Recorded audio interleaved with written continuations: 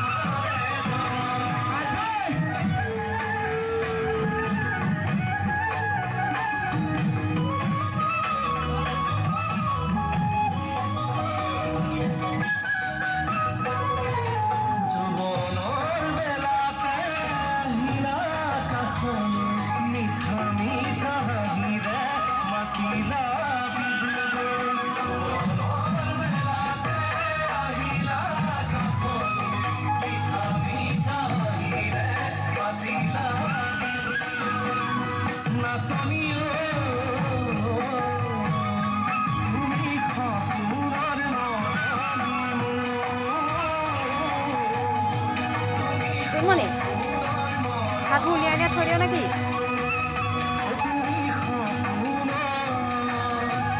কপালে ফোন এটা কৰচোন বুলি হ'ল নাই মোৰ আমাৰ কলেজ।